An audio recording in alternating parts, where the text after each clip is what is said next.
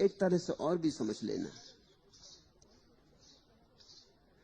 नींद वैज्ञानिकों के हिसाब से रात के अंतिम पहर में सर्वाधिक गहरी होती, 3 से 5 या 4 से 6।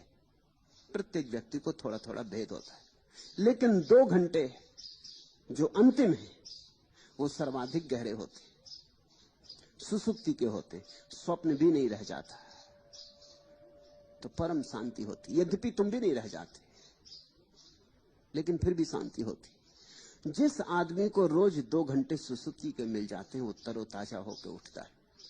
सुबह उसके जीवन में तुम लहर ताजगी की देखोगे, थकान गई, थका मांदापन गया, फिर जीवन का उल्लास, फिर उत्साह, फिर उत्सव। रात ने सब घाव भर गई। वो जो 2 घंटे तुम खो गए थे, बिल्कुल उन खो गए 2 घंटों में प्रकृति ने बहुत सा काम कर दिया। जो तुमने खराब कर लिया था पिछले दिन, प्रकृति सब ठीक जमा दी, फिर व्यवस्था बिठा गई। तार ढीले पड़ गए थे वीणा के, कस गई। तार ज्यादा कस गए थे तो ढीले कर गई, लेकिन संतुलन बिठा गई, साज ठीक कर गई। इसलिए सुबह तुम साज की अवस्था में होते। तुम सुबह देखते हो तुम और ही ढंग के आदमी होते हो अगर रात ठीक से सो लिए। तुम ज्यादा प्रेमपूर्ण होते हो, ज्यादा दयापूर्ण होते हो, ज्यादा करुणापूर्ण होते हो। तुम्हें वृक्ष ज्यादा हरे दिखाई पड़ते हैं, फूल ज्यादा सुर्ख दिखाई पड़ते हैं, पक्षियों के गीत तुम्हारे कानों में स्पष्ट सुनाई पड़ते हैं। सूरज की रोशनी, आकाश की नीलिमा सब आकर्षित करती। सुबह फिर तुम ऐसे जैसे छोटा बच्चा होता है, थोड़ी देर को ही सही, शायद क्षण भर को, 2 क्षण को, कुछ पलों को, मगर तुम सुबह बड़े ताजे होते हो। सुबह तुमसे कोई कहे चोरी करो तो तुम शायद न कर पाओ। सुबह तुमसे कोई कहे कि किसी का कुछ छीन लो तो शायद तुम न छीन पाओ। सुबह देना सरल है, छीनना कठिन है। देना आसान है, मांगना कठिन है। सुबह दान सुगम है, छीन झपट मुश्किल है। सुबह प्रार्थना सरलता से हो सकती, यही प्रार्थना सांझ होते होते मुश्किल हो जाएगी। सुबह तुम आदमी पर भरोसा कर सकते हो क्योंकि अपने पर भरोसा है। सांझ आते आते तो आदमी पर अविश्वास हो जाता है क्योंकि अपने पर अविश्वास हो जाता है। सांझ तक तो तुम हार चुके, दौड़ चुके, गिर चुके, धूल धूसरित हो चुके, सब चेष्टा कर ली और विषाद हाथ लगा। अब कैसा भरोसा? सुबह तुम में ताजगी होती है, आत्मविश्वास होता है, भरोसा होता है। ये वो 2 घंटे जो गहरी नींद आ जाती। वैज्ञानिक हिसाब से, और वैज्ञानिक हिसाब भक्तों और योगियों के हिसाब से बिल्कुल मेल खा रहा है। वैज्ञानिक हिसाब से 2 घंटे आदमी के शरीर का तापमान 2 डिग्री नीचे गिर जाता है। सुबह सुबह रात के जाते जाते तुम्हें जो थोड़ी हल्की हल्की सर्दी, मीठी मीठी सर्दी लगती है और एक कंबल और खींच लेने का मन होता है, उसका कारण इतना ही नहीं कि सुबह ठंडी होती, उसका असली कारण ये कि तुम्हारे शरीर का तापमान 2 डिग्री नीचे गिर जाता है। तुम थोड़े ठंडे हो गए होते, तुम थोड़े शीतल हो गए होते। वो जो मन में चलती हुई उधेड़बिन थी जो तुम्हें गर्म रखती थी, वो जो भीतर चलता हुआ ज्वर था मन का, वो जो तुम्हें पूरा का पूरा उत्तप्त रखता था, वो चला गया। शोरगुल बंद हुआ, बाजार समाप्त हुआ, सपने भी जा चुके, तुम सब भांति शीतल हो गए। उस शीतलता के कारण, उस मन की शीतलता के कारण तुम्हारी देह भी शीतल हो जाती। 2 डिग्री वस्तुतः तापमान नीचे गिर जाता है। और यही 2 घंटे सर्वाधिक गहरी नींद के घंटे। ये 2 घंटे अगर तुम सो लिए ठीक से तो सुबह तुम ताजे अनुभव करोगे, स्वस्थ मन हो जाएगा, तन हो जाएगा। ये 2 घंटे अगर तुम्हें कोई जगा दे, इन 2 घंटों में अगर कोई बाधा डाल दे तो तुम दिन भर चिड़चिड़े और परेशान रहोगे। 6 घंटे सो लिए हो रात, वो 6 घंटे काम नहीं आएंगे। ये 2 घंटे खराब हो गए तो बस अड़चन हो जाएगी। ये 2 घंटे भी सो लो रात में और तुम रात भर जगते रहो तो भी काम चल जाएगा। ये 2 घंटे वैज्ञानिक कहते हैं अत्यंत आवश्यक हैं, क्योंकि इन्हीं 2 घंटों में तुम्हारी सारी चेतना विलुप्त हो जाती है अंधकार में, अहंकार खो जाता है, बोध सो जाता है। जब तुम नहीं होते तभी परमात्मा तुम पे काम कर सकता है, प्रकृति तुम पे काम कर सकती है, क्योंकि तुम बाधा नहीं देते। इसीलिए तो जब कोई आदमी बीमार होता है तो डॉक्टर की पहली फिक्र होती है कि उसे नींद आ जाए, क्योंकि नींद में ही प्रकृति उसको स्वस्थ कर पाएगी। अगर नींद ना आई तो वो स्वस्थ हो ही ना सकेगा, दवाएं कुछ भी ना कर सकेंगी। इसलिए नींद की दवा देते हैं मरीज को, वो सो जाए तो परमात्मा के कुशल हाथ उसे फिर से ठीक कर जाएं, साज को फिर बिठा दें। इसने तो सब खराब कर लिया है, अब परमात्मा का ही सहयोग मिले तो ठीक हो सकता है। नींद में चुपचाप तुम्हारे भीतर प्रकृति काम करती। तो वैज्ञानिक कहते हैं ये 2 घंटे नींद के लिए बड़े अनिवार्य हैं। लेकिन अब तुम थोड़े हैरान होगे, संतों ने सदा से कहा ये 2 घंटे याद के लिए। ऊपर से तो दिखाई पड़ेगा ये तो विपरीत बात हो गई, क्योंकि अगर 2 घंटे याद करना है तो जागना पड़ेगा, और जागना पड़ा तो फिर दिन भर चिड़चिड़ापन रहेगा और प्रकृति को मौका न मिला। ये ऊपर की ही बात है। संतों ने कहा उसके पीछे कारण है। ये जो 2 घंटे सर्वाधिक गहरी नींद के, ये सर्वाधिक गहराई के भी हैं। इन 2 घंटों में तुम अपने हृदय से भी नीचे की गहराई में उतर जाते हो। पहले पहर में सिर में भटकते रहते हो, दूसरे पहर में कंठ में आ जाते हो, तीसरे पहर में हृदय में आ जाते हो, चौथे पहर में हृदय से नीचे उतर जाते हो, अपने अंतस चेतन में डूब जाते हो। तो संतों ने कहा कि ये 2 घंटे जैसे नींद के लिए सर्वाधिक महत्वपूर्ण है, सुसुप्ति के लिए सर्वाधिक महत्वपूर्ण है, ऐसे ही जागरण के लिए भी सर्वाधिक महत्वपूर्ण है, क्योंकि वहीं से जागरण लाना है, उसी चौथे तल से, उसी तुरी अवस्था से जागरण को खींचना है। लेकिन अगर तुम संतों के ढंग से जागो तो नुकसान ना होगा, चिड़चिड़ापन नहीं आएगा। क्यों? क्योंकि संतत्व का पहला सूत्र यह है कि अहम भाव ना हो। अगर अहम भाव ना हो और तुम जाग जाओ इन 2 घंटों में, तो जो लाभ नींद से होना था वो तो हो ही जाएगा, क्योंकि वो अहम भाव के न होने के कारण होता था। और जो लाभ जागरण से होना है, परम लाभ, वो भी हो जाएगा। और ये 2 घंटे सर्वाधिक महत्वपूर्ण घंटे हैं तुम्हारे 24 घंटे में। ये 24 घंटे का जो वर्तुल है, इसमें ये 2 घंटे सर्वाधिक मूल्यवान है। यहां तुम परमात्मा के निकटतम होते हो। अगर सो गए गहरे तो परमात्मा को मौका मिलता है कि तुम्हें ठीक कर दे, और अगर जाग गए गहरे तो परमात्मा से मिलन हो जाता है, क्योंकि परमात्मा करीब होता है। सो गए तो भी लाभ होता है, क्योंकि परमात्मा का हाथ तुम्हारे भीतर जाके काम कर देता है। जाग गए तब तो कहना ही क्या, हाथ में हाथ पकड़ लेते हो। जाग गए तो परमात्मा को रंगे हाथ पकड़ लेते हो। जाग गए तो मिलन हो जाता, मुलाकात हो जाती।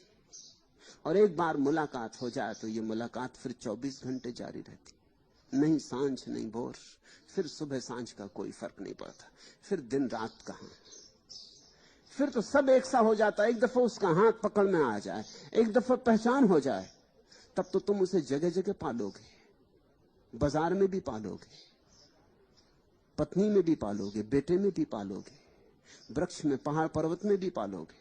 तब तो उसके सिवाय कोई है ही नहीं। एक दफा पहचान ही होने की बात है, प्रतिभिज्ञा हो जाए, एक बार आंख में आंख जुड़ जाए, नजर से नजर मिल जाए, फिर तुम सब जगह पहचान लोगे। ये जो चौथा पहर है निश्चित ही बहुमूल्य है।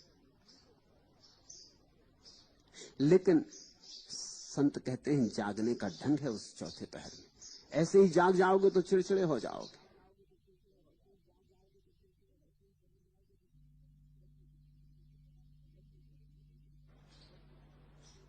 प्रभु स्मरण में जागो, प्रार्थना में जागो, ध्यान में जागो। उस चौथे पहर को रात का ध्यान बना लो। उस समय ध्यान जितनी सुगमता से हो जाएगा फिर कभी ना हो पाएगा।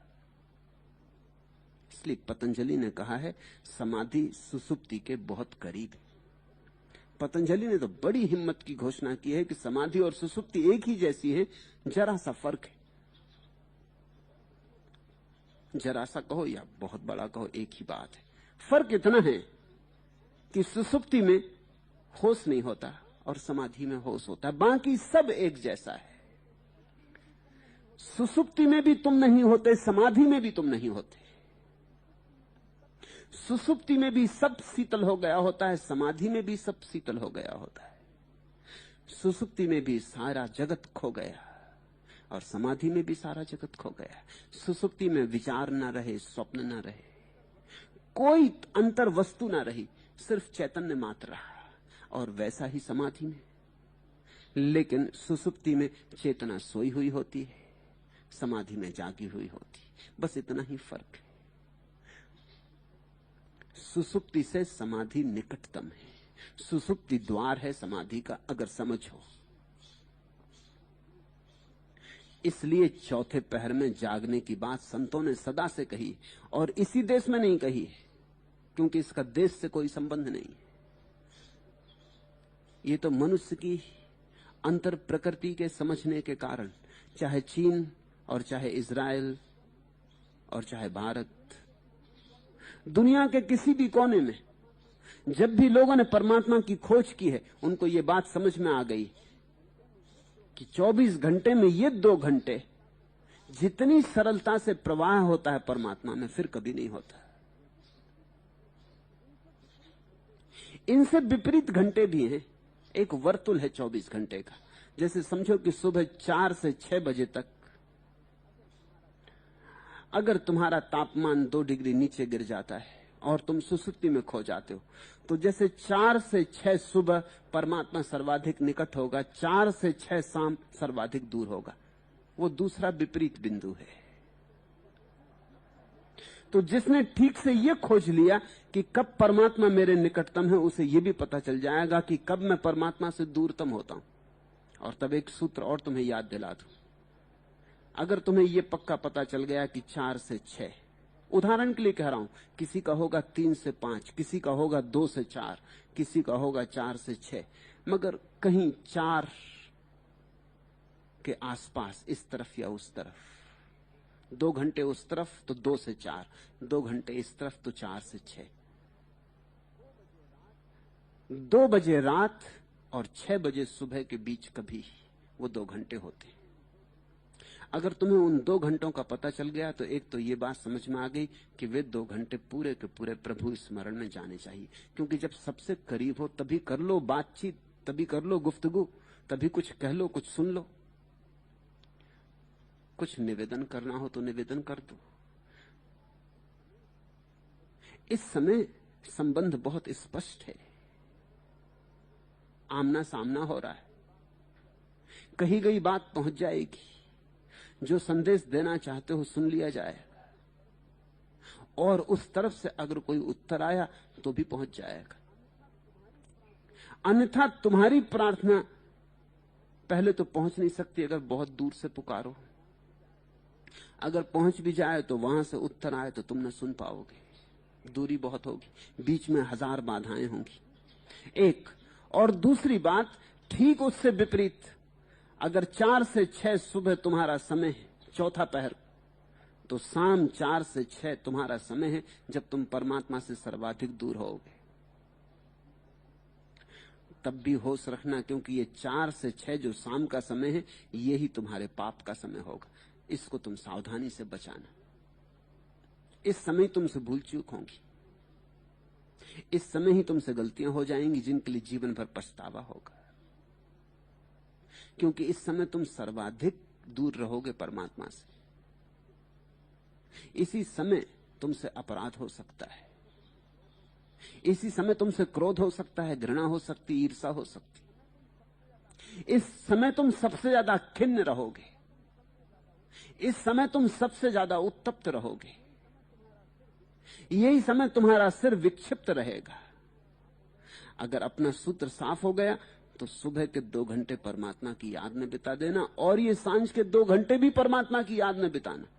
हालांकि परमात्मा तक आवाज पहुंच नहीं पाएगी, मगर बिताना परमात्मा की याद में ये 2 घंटे भी, ताकि कुछ और करने को उपद्रव सुविधा ना रहे। कम से कम द्वार दरवाजे बंद करके शांत बैठने की कोशिश करना। और तीसरी बात इस संबंध में, जिस दिन इन 2 घंटों में जो सबसे दूर है तुम्हें ऐसा ही अनुभव होने लगे जैसा सुबह के 2 घंटों में होता है, समझना कि पहुंच गए।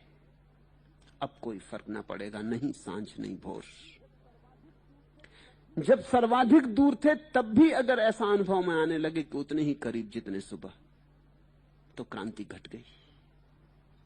इसी दिन असली भक्त का जन्म होता है। सुनो ये शब्द, जागे ना पिछले पहर ताके मुखड़े धूल। जो सुबह के